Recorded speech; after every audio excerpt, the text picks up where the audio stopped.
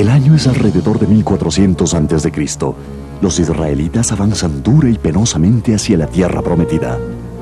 Delante de ellos, bloqueando su camino, está la bien fortificada ciudad de Jericó. Los israelitas no tenían ni el entrenamiento o equipo necesario para presentar batalla a tan formidable adversario. De acuerdo con la Biblia, esta batalla se ganaría con el sonido de trompetas.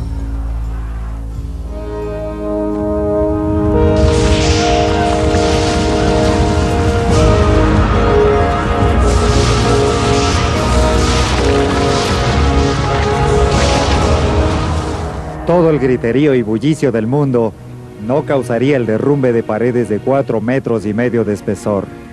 Cuentos como el de los muros de Jericó que caen al toque de una trompeta son la razón por la cual la gente no cree todo lo que dice la Biblia. Tenemos mucha evidencia científica de que las murallas de Jericó se derrumbaron por un terremoto, justo como lo describe la Biblia. Aun cuando Jericó es una de las ciudades más antiguas del mundo, no hay nada en el lugar que la relaciona a la historia de la conquista de Josué. Aunque Jericó es una de las ciudades más antiguas del mundo, con la construcción de ciudades una sobre otra, podemos datar con mucha precisión la ciudad que fue destruida por los israelitas, como lo dice la Biblia.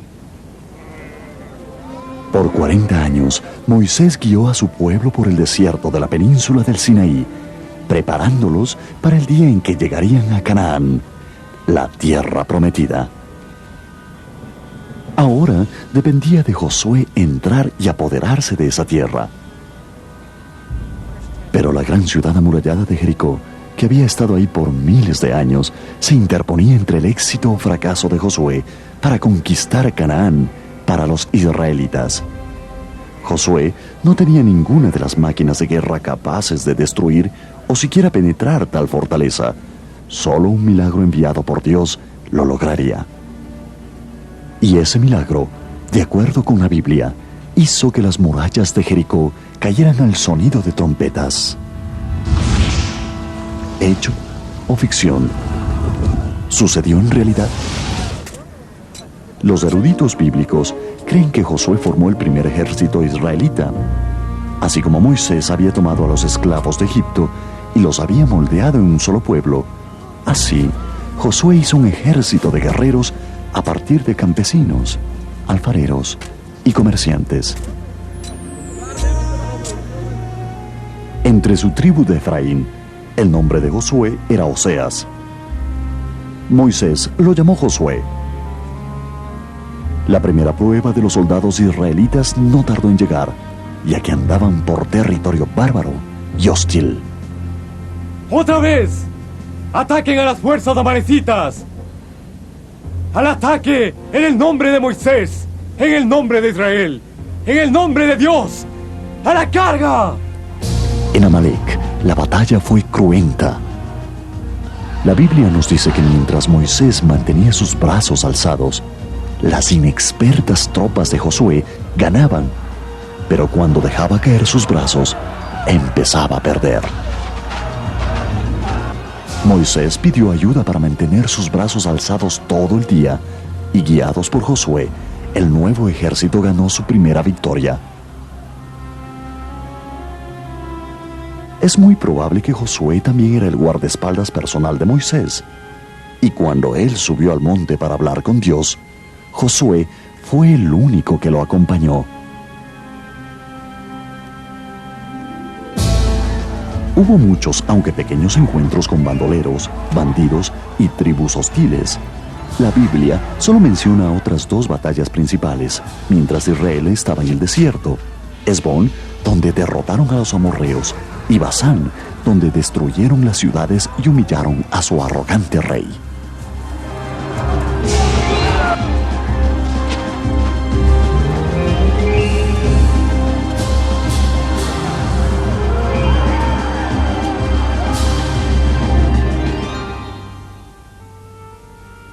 Cuando el más grande de todos los profetas supo que su tiempo se acercaba, ungió a Josué como su sucesor y le dio la responsabilidad de liderazgo.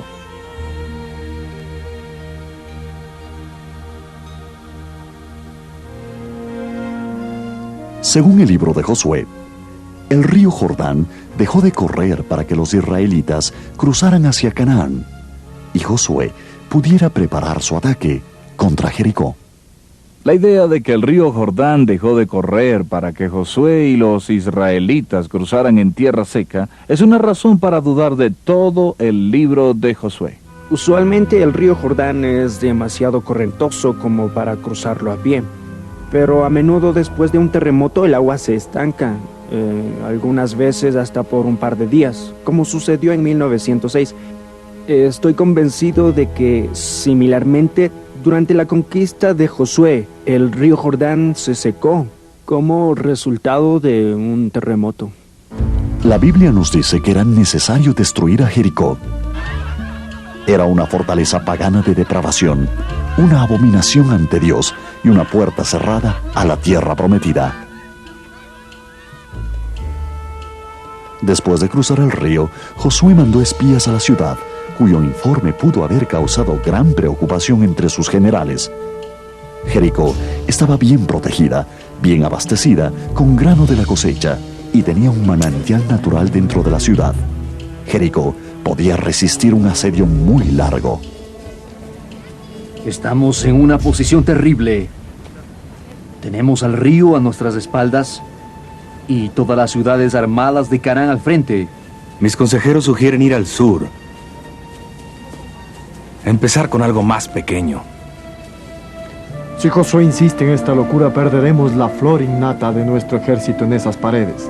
Mejor que ataquemos algo menor hasta poder desarrollar nuestras fuerzas.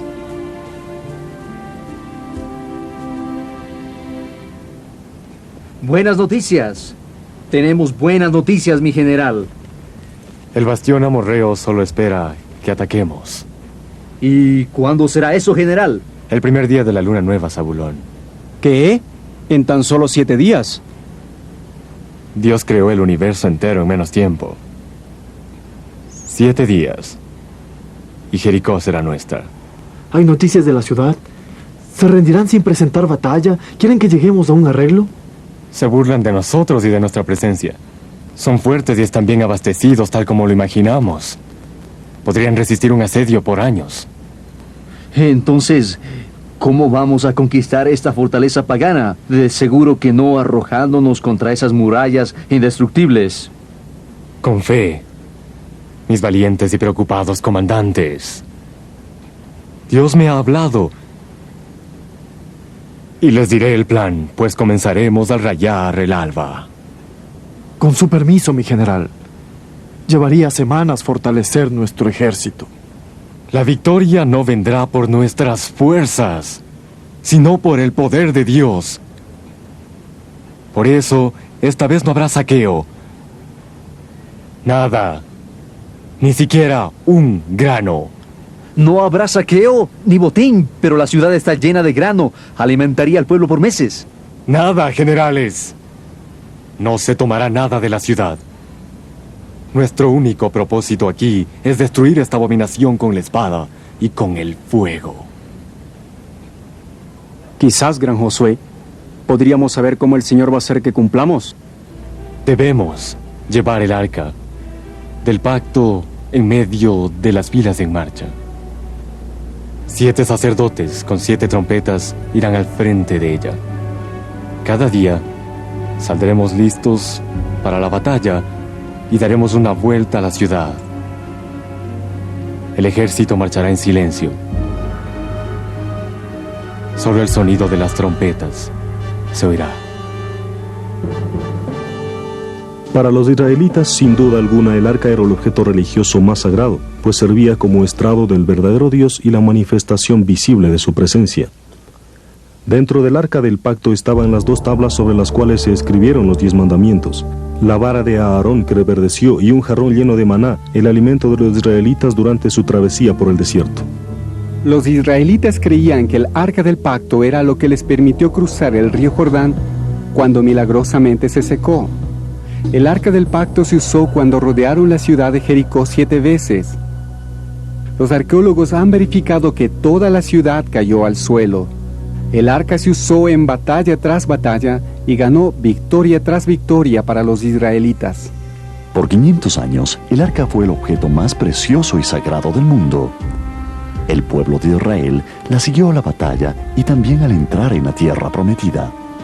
Mientras el pueblo podía ver el arca, sabían que Dios estaba con ellos. Por 6 días el ejército rodeó las grandes murallas en silencio, excepto por el toque de las trompetas de los sacerdotes.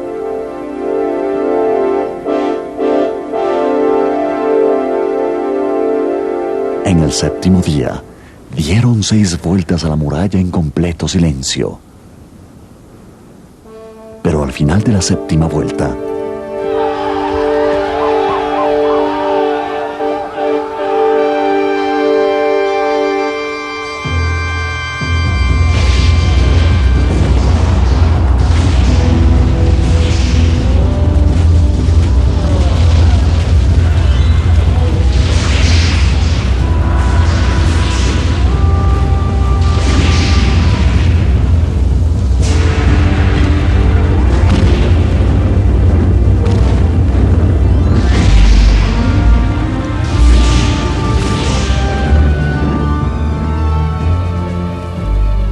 ¡Israel!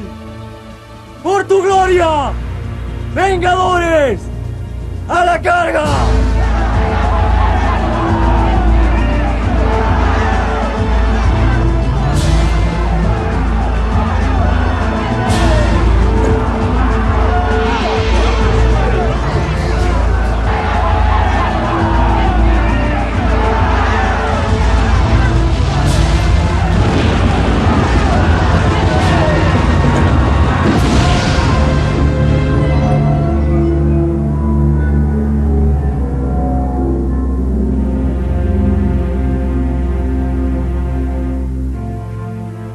hemos visto la historia bíblica de la destrucción de la muralla de Jericó.